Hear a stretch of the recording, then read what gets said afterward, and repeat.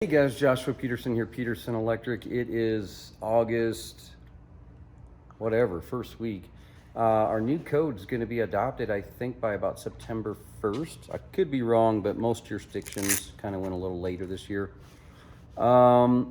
This is going to be about Woodshop and for my SEO guy. So how to plan for it. As far as how to wire, take whatever knowledge you want. I'm not going to give you piece by piece. You do have to know your load calc on it. You got to know what you're installing. My helper here is my son's friend. He thinks he wants to be an electrician. Oh, you guys, come here. You want me to introduce you? Where are you going? Come here. This is Juanito. He wants to be on. He chickened out. He chickened out, that's for sure. He thinks he's going to be an electrician. All you guys have been doing this like me. I've been doing it 23 years. Some of you older guys will be like laughing at me too. But I still don't know what I want to do when I grow up. So, anywho, today is about a wood shop. Anyways, for some of you guys, I might do another video on this, but you wonder what a grounding electrode encased concrete UFER is? There it is. This home's 5 years old and they had it. Bonds a rebar to a number 4 to the panel. Anyways, on a side note, this is how we wired it. Came out of the panel here. I'm not a huge carpenter, but I did build him a wood box because he had a ton of wood for me. And I'll show you. FMC, flexible metallic tubing, is Article 348. It is not allowed to be exposed to physical damage. But we did this because we didn't think the HOA would want us to have major liquid flexible metallic tubing 2-inch outside. So we put it right here. I drilled a hole right here.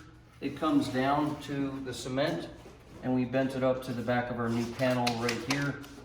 Make sure you seal that. Okay. This is my future Tesla plug. Or Siemens, definitely juice box, ground up, 50 amp 4-wire mount right here. When you screw it in, don't screw up. This whole bay is full of wires feeding the whole house, branch circuits. I love this first surge Siemens. It's 240 volt rated, is the highest fault current rating, ground to neutral, or neutral to grounded conductor. Grounded conductor to ungrounded conductors. So awesome little deal. I like to put them inside. This is rated for outside to go in the back. We did luck out drilling our 1.5-inch holes here. We sealed those as well on the sides. And then so that went right between the studs. So I brought in 2 different circuits here. Circuit 2, or I don't know, I'll have to label it, but it's 2 separate circuits. They're GFCI protected. And then power feeds through. We put our notch plates on. He's gonna fill this for me and put up some OSB board to protect the wire rather than drywall. And so we ran it up 30 amp for a tabletop saw, 240 volt, or he can use it for his compressor or his bandsaw. He said whatever, he's gonna figure that out. He's not sure yet, but he wanted a. We put a neutral in there, of course, just to be safe. But we did do a 4-wire with a 3-wire hookup, 30 amp. This is a 20 amp, 240 volt. I do always pull a neutral in that as well. I just like to be safe. And then right here, this is a 12-2-2. I call it a 12-4 when I order it. My wholesaler knows what it is, but I brought it, my red white to this side, my black white to this side. I like to separate my neutrals as much as possible. Put in some liquid flexible tubing right there, came up so I can get in here. I like putting in a 6-plex right here. I didn't have the duplex cover, so I put in just the cores. These 2 are gonna be again on that red GFI, and that's on the black. And then I came up with tubing. A lot of you guys that pick on me, oh, you don't know how to pipe. I do. I just sometimes like MC cable around a bunch of corners. But this is 290s and a kick. Came right in here to a 4-plex.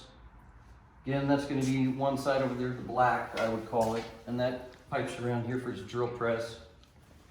And I put Indy cover. Sometimes I do the mud ring with the cover plate. Some of you guys don't like that. This depends what's on the truck. I'm not gonna drive to Home Depot to get an Indy cover, but I had it. And then over here, that came around. We drilled luckily through the back where it was real low and put in a fourplex and a fourplex. Plenty of power for him because he's got all kinds of stuff he wanted to plug in. And then we put these lights in. Love these little sockets. They screw in, put the light bulb back in, plug in the lights. They hang on jack chain. And then all 6 of these now will go off. Added a ton of light compared to what he was used to.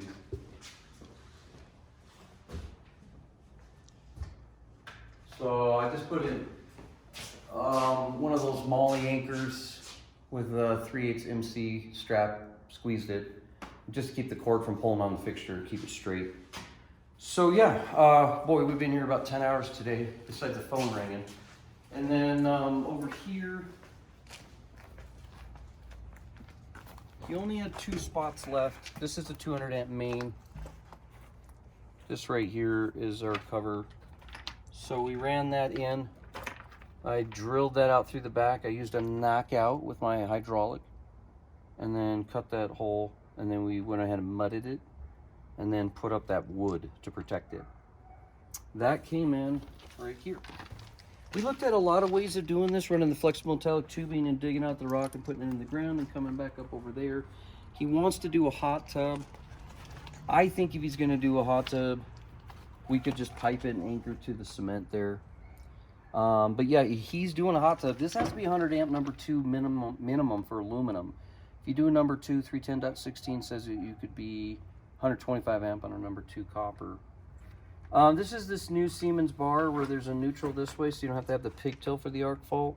It feeds through here to here. That's all neutral. Mind you, you got to float, take out your green screw here because you can't tie this. You have to float the neutral. Siemens, if you're watching me, could you guys add 2 screws right here to hold these better? I know this is a new design, but don't go so cheap, please. I mean, otherwise I might just self-tap it myself, just holding it right there. But you're not supposed to touch the UL listing. I think it's just kind of cheap with that little screw right there. I like to bond my ground to between here and here. I got my weather cap on top, and I did 2 1/2 knockouts because I don't like to stuff these like a pig. I like to leave some space. Some jurisdictions want you to put that putty in there, but we could. But he's gonna seal that up probably with wood anyways, and it is in a garage. But yeah, here's my knockout. Remember to put your seal bushing right here when you're doing it above the breakers. And I knocked that out with my hydraulic knockout set. And I did go through 2 hole saws with this cement siding to get these 3 drilled out, plus that one over there, 2 hole saw bits. So those of you who think you're gonna do it yourself, I hope you got a lot of tools. I'll show you the tools I used.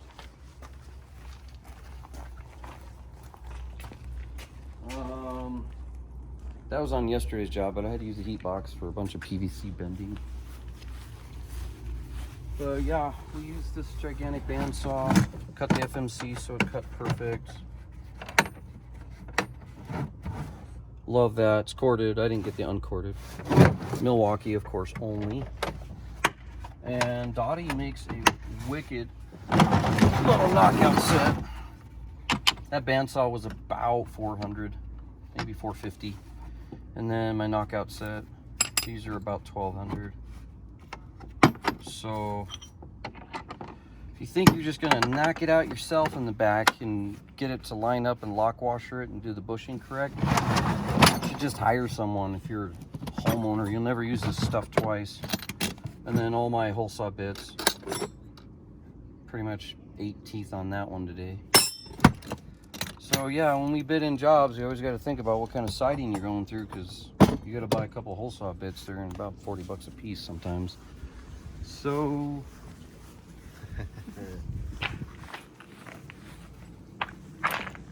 the overall look was really clean. So we didn't have another big piece of flex going through the fence.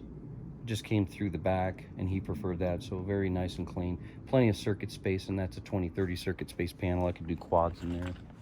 And then yeah, inside, just an overview again of the whole thing. surge protective device. I like him having it there so you can see it, and then he'll cut around whatever he wants. But guys, yeah, protect your flexible metallic tubing like that. Put in a box. Yeah, it takes an extra hour to build. It's not perfect, but it's better than nothing. He's gonna put up wood. Otherwise, normally I would suggest to put up wood or go buy it and put it up myself to protect those wires. But I do like my notch plate, so when he does put it up, he doesn't hit my wire. But yeah, as far as circuits goes, that was 2, 4, 6, 8, 10, 12 circuits through that whole thing, plus the 2 I fed in there. Oh yeah, and then a heater up here would be later trimmed out. He's gonna buy a heater when I mount that. So probably 5 kW is good, 5,000 watts. Yeah, a job like this, a little bit of money. Of course, it is cheaper to keep it against the wall, put it in Romex than conduit on everything. But we can conduit everything. It takes a lot more time to craft. It'd be a 2-day job. And then, yeah, here's Juanito again. Say hi, Juanito. You think you're gonna be an electrician? No? I'm doing it for the money. You're just doing it for the money? Yeah. And I'm paying you too much. No, not paying, maybe. Yeah? Now, see, he did a whole bunch of underground. He loved it. Now he's getting to go in the garage today where it's clean and cool. Though it was 100 degrees outside today. And then tomorrow, we're in an attic. Yeah. In a 1970s insulation in the crawl space. Dirt. He's gonna love it. We'll see if he wants to be an electrician after tomorrow about 7 o'clock, which tonight we're gonna be off 7:30. I gotta feed him. I promised him dinner. You did? I did. Anyways, guys, thanks for joining us. Yeah, those of you who follow me, we're hoping to hire Juanito if he quits on me. Not like he's not the 12th guy that has. Electricians, it's not made for the weak. He's 16 though, almost 16, so we'll give him that. Thanks guys for joining us. We'll see you soon.